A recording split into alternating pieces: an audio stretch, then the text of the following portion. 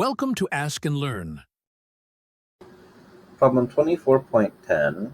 So we have two infinite charged non-conducting planes that are given by x equals negative 50 centimeters and x equals 50 centimeters.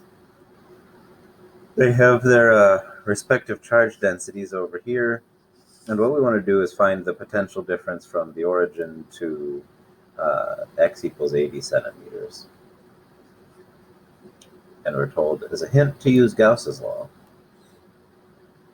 And from Gauss's law, we know that the field of a plane is sigma over 2 epsilon naught. So if we call like this plane 1 and this plane 2,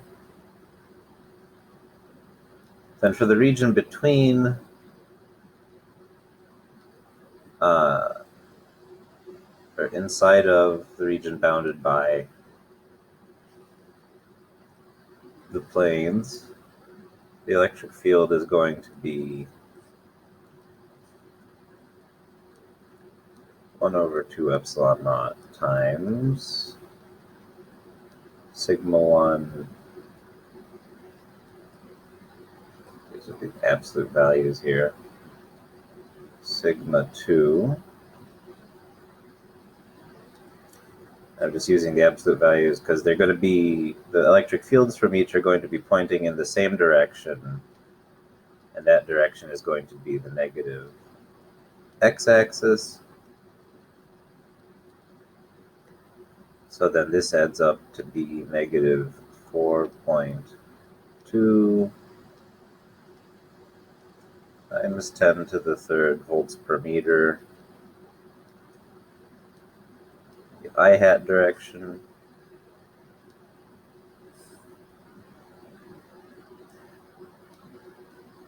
outside, and the outside where x is positive, so it'll be in the opposite direction where x is negative.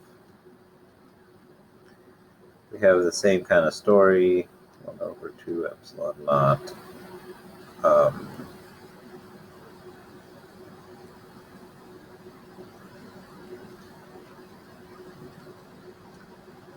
Negative sigma 1, plus because now they're pointing in an opposite, the fields from each one are pointing in opposite directions, so you have to subtract them, being careful to make sure you're keeping track of, one way or another, keeping track of the signs correctly.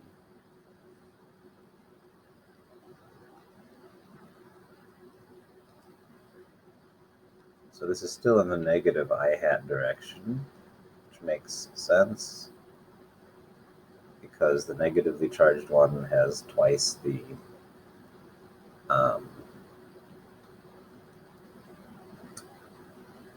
charge density.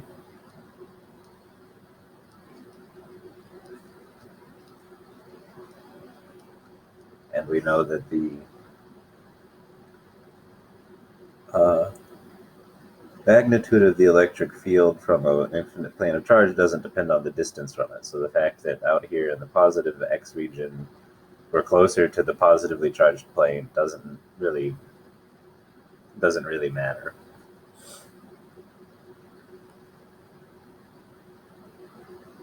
So now we know what our electric field is this sort of piecewise constant function.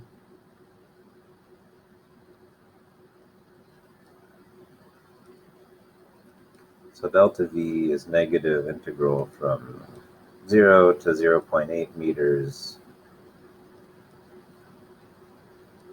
of E dot ds. Our ds here is going to just be I hat dx, because we're going in the positive x direction.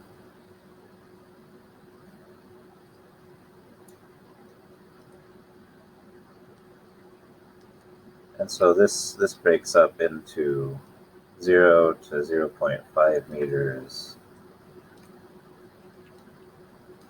plus the integral from 0.5 to 0.8, the inside and the outside fields. And so, since they're constant, you just end up multiplying them by the length of x that you're traveling across them. And so for this we get 2.5 kilovolts.